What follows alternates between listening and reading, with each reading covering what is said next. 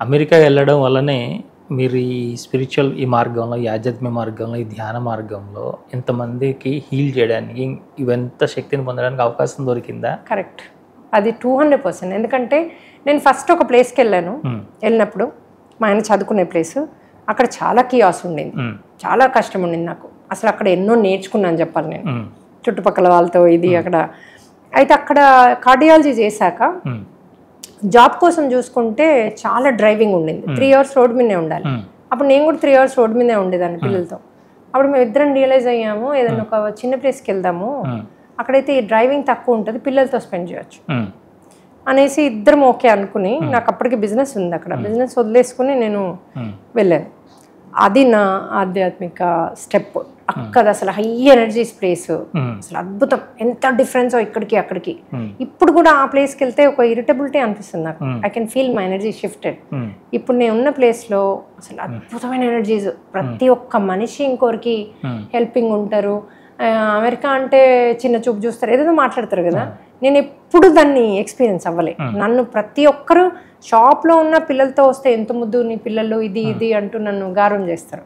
So నేను అది truth అని భావించాను. మళ్ళీ మన భావాన్ని మనం అలాంటి అట్రాక్ట్ చేస్తే ఇక్కడ కూడా అవుతుంది. అది ఇక్కడ కూడా ఓవర్దో డిఫరెన్స్ ఉంది కదా. అంటే అమ్మ ఎక్కువగా ఈ ఇట్లా మనకి సోల్ నాలెడ్జ్ అంటే ఆత్మజ్ఞానాన్ని మన సనాతన ధర్మంలోని, మన భారతదేశంలోని ఇక్కడ ఋషులు యోగులు ఎంతో మనకి భగవద్గీత ద్వారానో పురాణ గాథలు అన్నీ ఇచ్చారు, అంతా ఇక్కడే ఉంది ఎనర్జీ.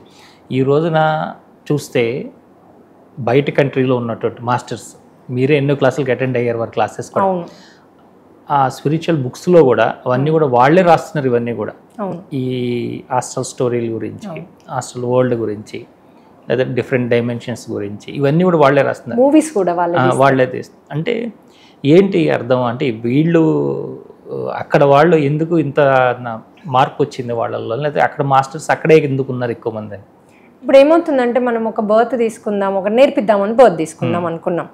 సో కొన్ని కంట్రీస్లో అడ్వాన్స్ టెక్నాలజీ ఉంటుంది, ఈజీగా స్ప్రెడ్ చేయగలుగుతాం మనం. ఇప్పుడు టెస్లానే తీసుకోండి మీరు, ఆ కార్ని ఇప్పుడు ఇక్కడ ఇంప్రూవ్ ఇక్కడ చేసిన దానికి అతను ఇలాన్ మాస్క్ అక్కడ చేసిన దానికి డిఫరెన్స్ ఉంది. అతను ఇలాన్ మాస్క్ పుట్టడం కూడా అతను మెంటల్లీ ఛాలెంజ్డ్ కిడ్గా వచ్చాడు, నార్మల్ కిడ్ కాదు అతను. ఎందుకు? వేరే డైమెన్షన్ నుంచి వచ్చాడు. అతను సరిగా పడుకునేవాడు కాదట, తినేవాడు కాదట.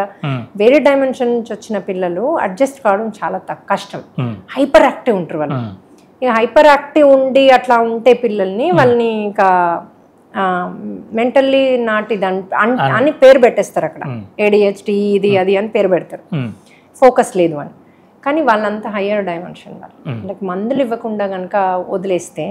సో ఈ అబ్బాయి ఎప్పుడైతే పెరుగుతున్నప్పుడు ఆయన ఇంకొక తలం నుంచి ఆ పర్టికులర్ అక్కడ ఆల్రెడీ చేసింది హయ్యర్ టెక్నాలజీ అన్న కదా, వేరే అక్కడ ఆల్రెడీ కనిపెట్టున్నాయి, కానీ మనము రెడీ అయినప్పుడు మన దగ్గర తీసుకొస్తారు. ఇప్పుడు మనము 100 ఏళ్ల కింద ఎలక్ట్రిక్ కార్ తేలేం కదా, ఇప్పుడు మనం రెడీ ఉన్నాం ఎలక్ట్రిక్ కార్కి. అప్పుడు అతను వచ్చి పుట్టి మరి అంత హయ్యర్ మాస్టర్ ఎందుకు అలా పుట్టాడు అంటే, ఫస్ట్ నెంబర్ 1 వేరే తలం నుంచి, నెంబర్ 2 అతన్ని జ్ఞానాన్ని చూపిస్తే జనమంతా అట్రాక్ట్ అయ్యి ఇంకెక్కడ కారు పెట్టాడు కదా, ఇలా ఇంటర్వ్యూలు ఇచ్చుకుంటూ ఉంటాడు. సో అందుకని ఎవరి పర్పస్ వాళ్ళది, ఆయన పర్పస్ కార్లు చేయడము. సో ఆయన ఏమీ తెలియనట్టు ఉంటాడు, ఉండి ఆయన చేయాల్సిన పని చేశాడు. అతనే నాకు అనిపిస్తుంది ఈ కరెంట్ని కనిపెట్టాడు, అతని పేరు టెస్లా ఉండింది.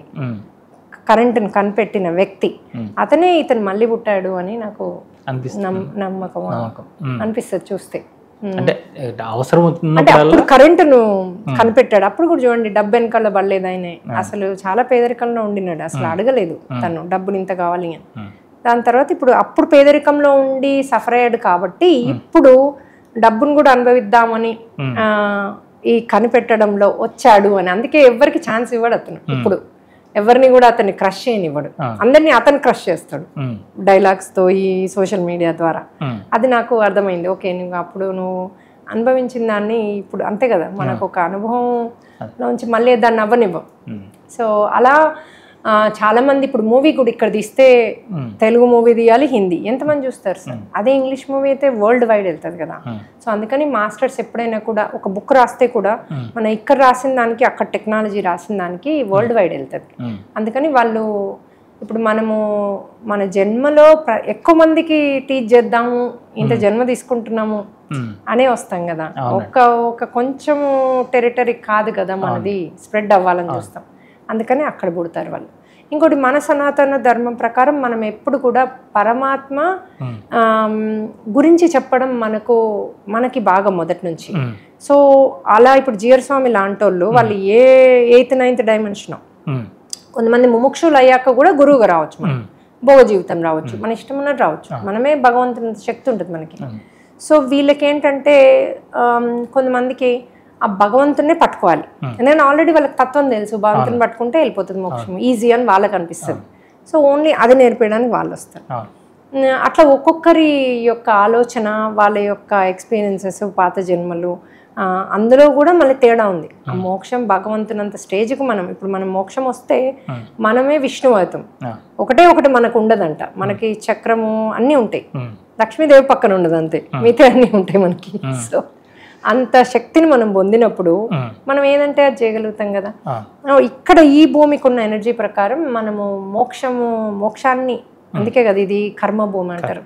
మోక్షము కూడా చాలా కొంతమంది బిలీవ్ చేస్తారు, ఇండియాలో చనిపోతేనే మోక్షం వస్తుంది అని కొంతమంది బిలీవ్ చేస్తారు. అది నాట్ ట్రూ, కానీ బిలీవ్, ఎందుకంటే ఈ యొక్క భూమి అంత ఎనర్జీస్తో ఉంది. సో ఎక్కువగా భక్తి మార్గంలోకి వచ్చే వాళ్ళు ఇక్కడ పుడతారు. ఇలా కనిపెట్టడాలు, వేరే హాస్టల్ నుంచి వచ్చే వాళ్ళు, ఆత్మ గురించి నేర్పియాలి అనుకున్న వాళ్ళు, బుక్స్, అదంతా ఆ టైం అక్కడ పుడతారు. అది నాకు అర్థమైన స్టోరీ. మీరు ఏదైనా బుక్స్ ఏమైనా రాశారమ్మా? నేను రాశాను. ఏ బుక్ రాశానంటే మళ్ళీ పిల్లల బుక్ రాశాను. చిన్నప్పటి నుంచి మా అమ్మ నన్ను ఎలా పెంచింది, నేను పెంచిన దాంట్లో ఏ పద్ధతులు అవలంబించి మా పిల్లలు అద్భుతంగా పెరిగారు. సో ఏవి అవలంబించాను, ఒక ఇష్యూ వస్తే ఎలా వాళ్ళకి ఎక్స్ప్లెయిన్ చేయాలి, అదంతా డీటెయిల్డ్గా ఎక్స్ప్లెయిన్ చేశాను ఎగ్జాంపుల్స్తో. రెండు తెలుగు రాశాను, కానీ ఇంగ్లీష్లోకి ట్రాన్స్ఫర్ చేసి మళ్ళీ రెండు చేసాము. ఇంకా యుఎస్లో మేము ఇంకా కొద్దిగా దాన్ని మాడిఫై చేసి, ఎందుకంటే ఇక్కడ ఉన్న ఇష్యూస్ రాశాను, అమెరికాలో ఉన్న ఇష్యూస్ కొద్దిగా డిఫరెంట్. సో కొద్దిగా మాడిఫై చేద్దాము అని ఇంకా చేయలేను నేను ఇంగ్లీష్ వర్షన్. కాకపోతే ఇంగ్లీషు తెలుగు ఇక్కడ ప్రింట్ చేసి, తెలుగు స్పెషల్లీ ఇప్పుడు మేము డొనేషన్స్ తీసుకుంటున్నాము, తెలుగుది ప్రింట్ చేసి ఊర్లలో పంచుతున్నాం. మేము చెట్లు పెడతాము, ఆవులను మిల్క్ ఇవ్వడం ఆగిపోతే వాటిని మళ్ళీ బ్యాక్ అమ్ముతే కొంటాము. కొంతమంది మేము మీరు చూసుకోండి అని ఇస్తారు. సో ఏ ప్లేస్కి ఆ ప్లేస్, కొన్ని ప్లేసెస్ ఉన్నాయి అలాంటి ఆవుల్ని తీసుకొని పెంచేవాళ్ళు అదే ప్లేస్లో. ఎందుకంటే మీరు ట్రావెల్ చేస్తే ఆవులకి మంచిది కాదు, వాటికి పెయిన్ ఉంటుంది కదా, సఫర్ అవుతాయి. అందుకని అదే ఊర్లో ఇచ్చేసి వాళ్ళకి మేము ఫుడ్ సప్లై చేయడము, బావి ఇవ్వడము, వాటర్ బోర్ వేయడము, ఇలాంటివన్నీ చేస్తాం అనమాట. సో వాటిని అక్కడ తీసుకుని ఇక్కడ ఇస్తాం, ఇచ్చి అది ఒకటి అది మాకు వచ్చిందనమాట. అది ఆవుల సంరక్షణ. లాస్ట్ ఇయర్ అది ఆవులను సంరక్షించే ఇయర్. సో అందుకని అది ఎవరు మన కృష్ణుని బ్రదర్ బలరాముడిది ఇయర్ అనమాట అది. అందుకని ఆ ఇయర్ స్టార్ట్ చేస్తాం. అది విన్నాక సరే ఇది మాకు యూనివర్స్ చెప్తోంది దీన్ని చెయ్యాలి.